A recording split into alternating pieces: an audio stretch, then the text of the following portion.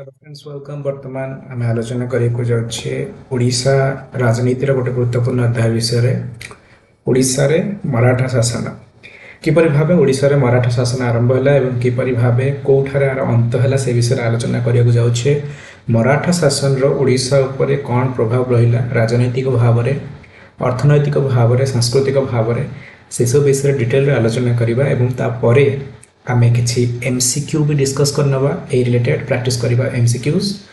किंतु chapter T start करिया पूर्व गोटे रिक्वेस्ट, जदि अपने चैनल को सब्सक्राइब करना then please subscribe to this channel, like this video, encourage करिया पे हमको एटी कमेंट भी कर परिबे आ वीडियो टी को आपनक फ्रेंड मानक साथी रे शेयर भी कर परिबे।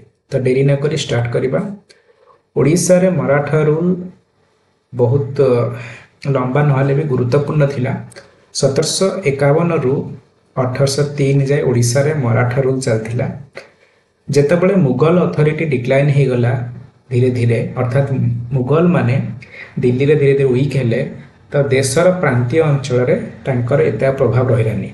तो ओडिशा गोटे कंटेस्टेड टेरिटोरी हो गला। विभिन्न प्रकार पावर थिले चारिपटे जो माने आर कंट्रोल नबा को चाहुथिले, जेमिति कि हैदराबाद निजाम, आमर वेस्ट आड़े थे मराठास एवं नुआ नुआ मुंड टेकुथिबा ब्रिटिश।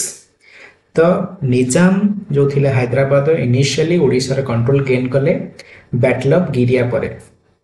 बैटल ऑफ गिरिया 1740 रे अनुष्ठित होइथिला। अलीवर्दी खान जे कि बेंगल नवाब थिले आउ आमर हैदराबाद मध्य। तो एई बैटल फल रे हैदराबाद निजाम निज कंट्रोल को नहीं आसले ओडिशा अंचल, किंतु बहुत कम समय भितर सेटा को से हारी गले मराठा मानक पाखरे। तो मराठा 1751 रे पावर को पळे आसिला एवं आपर ओडिशा रे मराठा राज आरंभ हो गला। मराठा गोटे साम्राज्य नथिला सेते बेलको। पूर्व छत्रपति शिवाजी थिले, साहूजी थिले, संपूर्ण मराठा गोटे कंट्रोल रोला गोटे साम्राज्य सेटा थिला। किंतु एई जो परिस्थिति आमे कहूचे 1751 कथा, सेतबेलको मराठा मानक भितर एकता आग भलिया नथिला। मराठा कहि परिबा साम्राज्य खंड विखंडित होइथिला एवं प्रत्येक खंड को गोटे गोटे मराठा वंश संभाळुथिले।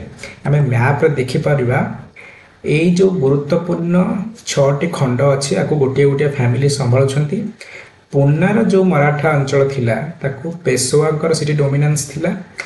आमर बरोदार अंचल गायकवाड़ मानकर डोमिनेंस थिला। होलकार इंदौर अंचल रे निज डोमिनेंस रखिथिले एवं ग्वालियर सिंधिया मान कंट्रोल रे थिला। एवं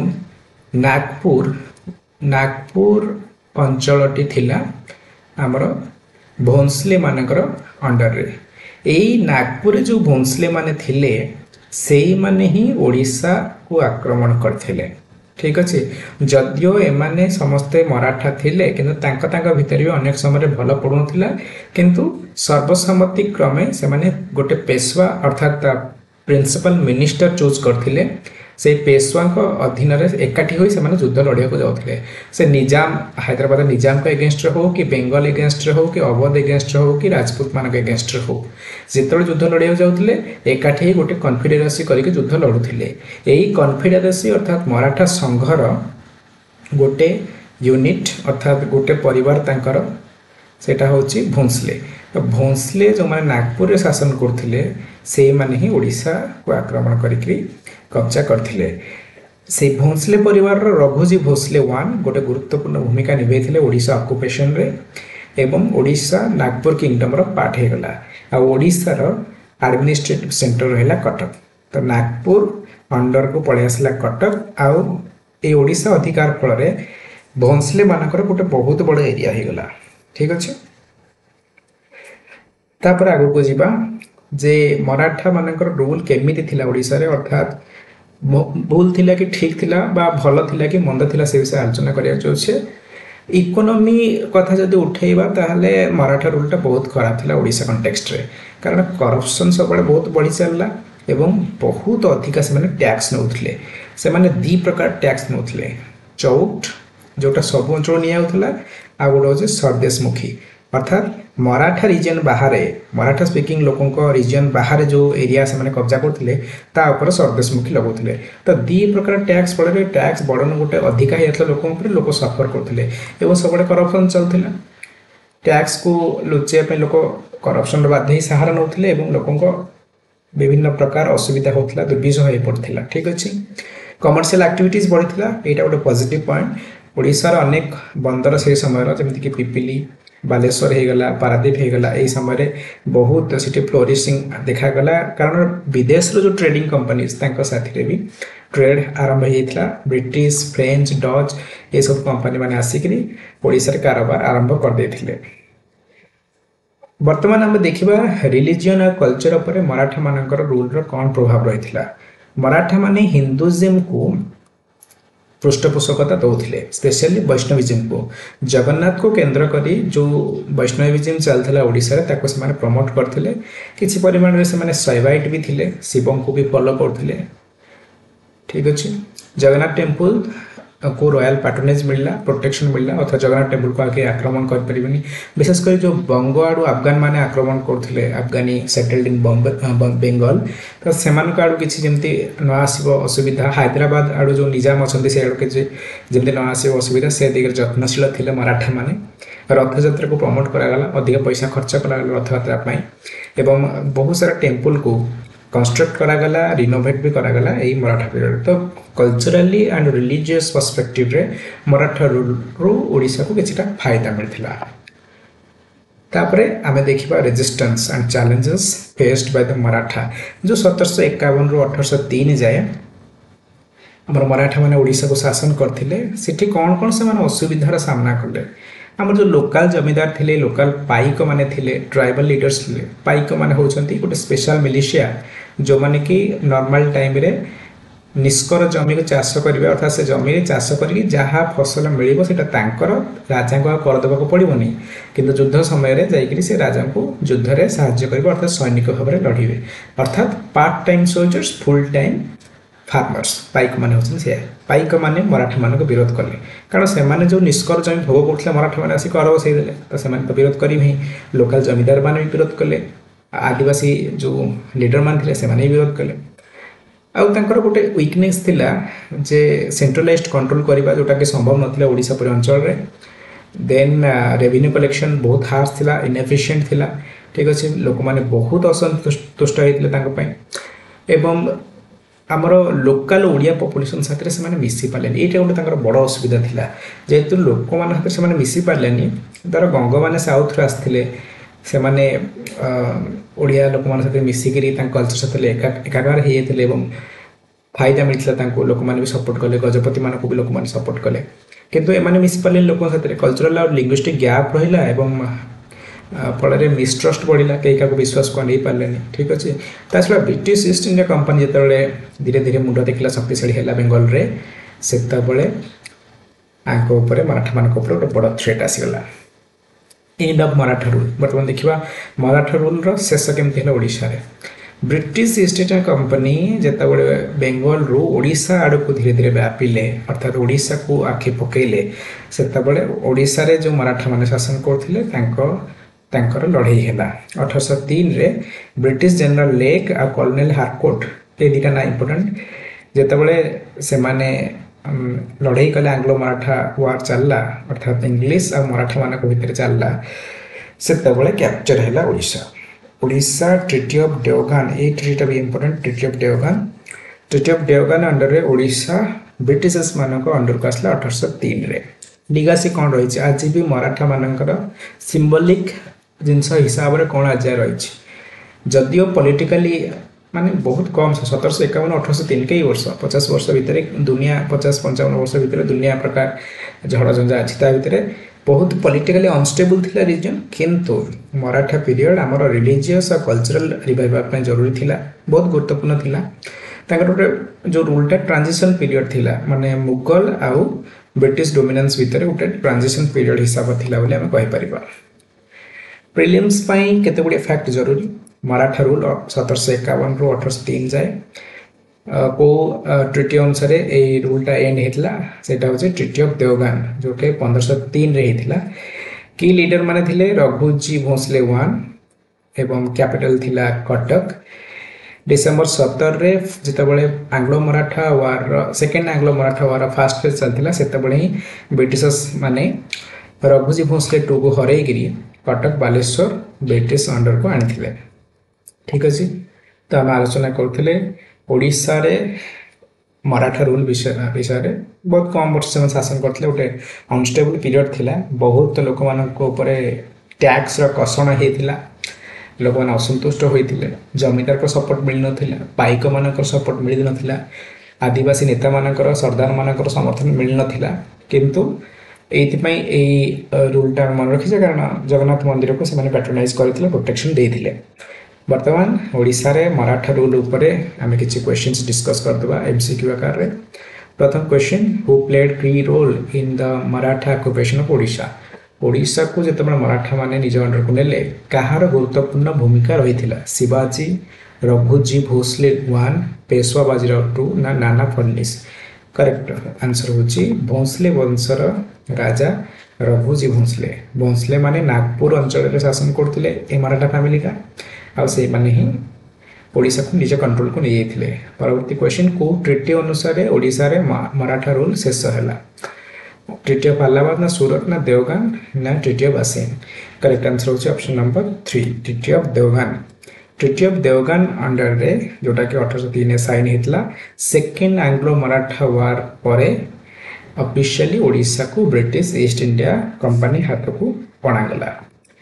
परवर्ती क्वेश्चन को जीवा during Maratha rule the capital of Odisha was dash. Maratha rule समय रे ओडिशा रा कैपिटल कौन थिला भुवनेश्वर ना संबलपुर ना कटक ना पुरी। करेक्ट आंसर होची option number C Cuttack. Maratha Odisha रे कटक रु ही शासन करथिले। परवर्ती question which economic activity flourish during Maratha rule despite administrative inefficiency. माने तांकर प्रशासनिक क्षेत्र में बहुत प्रकार अचला व्यवस्था लगी रही किंतु को एरियाटा बहुत भल सुरखुरे चलता तार उन्नति होता इनलैंड फार्मिंग ना पोर्ट बेस्ड ट्रेड ना माइनिंग ऑपरेशन ना सिल्क प्रोडक्शन। करेक्ट आंसर होची पोर्ट बेस्ड ट्रेड। ओडिशा रे पिपिली पारादीप बालेश्वर प्रभृति जो बंदर थिले से माने भल बिजनेस करथिले कारण हमर सेट ब्रिटिश पर्तुगीज ये सब स्पानिश लोक मैंने भी आसिक बेपार करते ओडिशा रे तो से सब ट्रेड बहुत सुरखुरे चलता।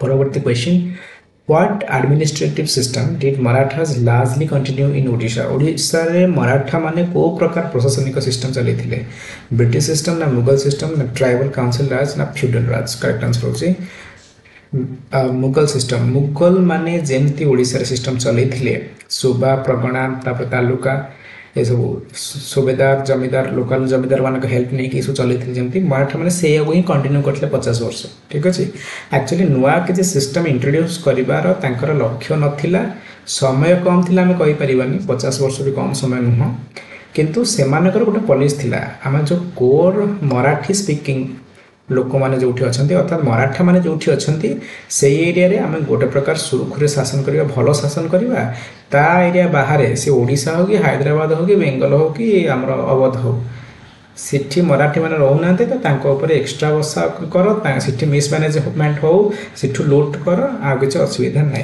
तो से जितेबाला भी आम मराठा विषय आलोचना करवा आम ओडिया लोक मैंने बेंगल लोक मैंने आमर हैदराबाद अवध ये सब रिजनल लोक मैंने मराठा रूल प्रति बेसी फैसिनेट हबार कौन कारण ना बहुत बढ़िया रूल से एरिया करते यहाँ सत किंतु आम मान गोटे लुटेरा बढ़िया थिले आम कहीपर जमती आम गजपति थिले आमर गंग माने थिले से माने सेमती नथिले। ठीक अच्छे से माने आमको गोटे बाहर अंचल अर्थात गोटे यथा संभव लुटपाट करी यथा संभव अधिक टैक्स कलेक्शन करी निज अंचल विकास करने यही मनोभाव से रखी थे।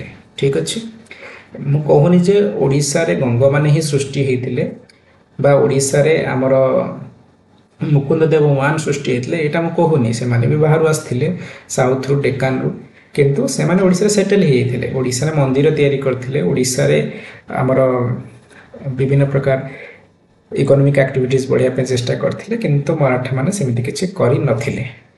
ହୁଏତ ଯଦି 50-100 ବର୍ଷ ପରେ ତାଙ୍କ ଦ୍ୱିତୀୟ ତୃତୀୟ ପିଢ଼ି ଏଇଠି ଶାସନ କରିଥାନ୍ତା ତାହେଲେ ହୁଏତ ସେମାନେ କରିଥାନ୍ତେ ସେଇ କଥା ତ ହେଇପାରିଲନି ବ୍ରିଟିଶର୍ସ ମାନେ ମୁଣ୍ଡ ଟେକିଲେ ଯିଏକି ମରାଠାମାନଙ୍କ ଠାରୁ ଆହୁରି ଖରାପ ପରିସ୍ଥିତିକୁ ନେଇଗଲେ ଓଡ଼ିଶାକୁ।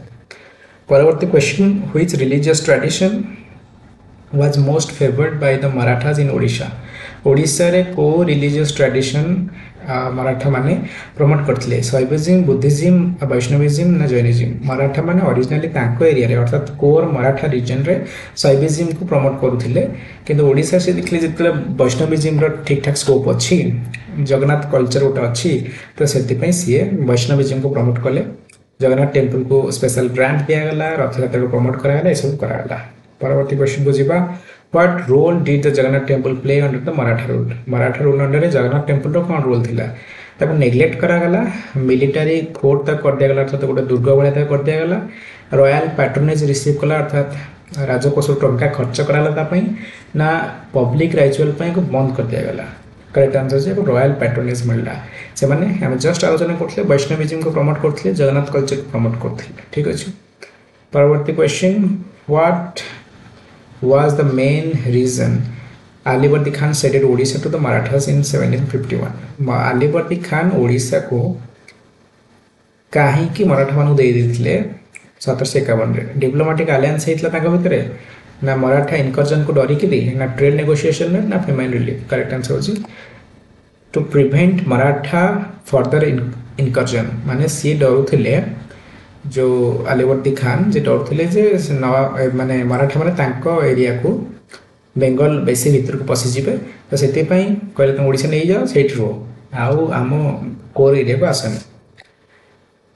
परवर्ती क्वेश्चन को जिबा which port town saw significant commercial activity during Maratha? Maratha समय रे को बंदर बहुत सिटी व्यापार होथिला? पिपिली रे ना कोणार्क ना राउरकेला ना चांदीपुर? करेक्ट आंसर अछि पिपिली। हमें पिपिली बालेश्वर पारादीप कथा पढ़ुला आ केवल पिपिली अच्छी पिपिली हवा आंसर।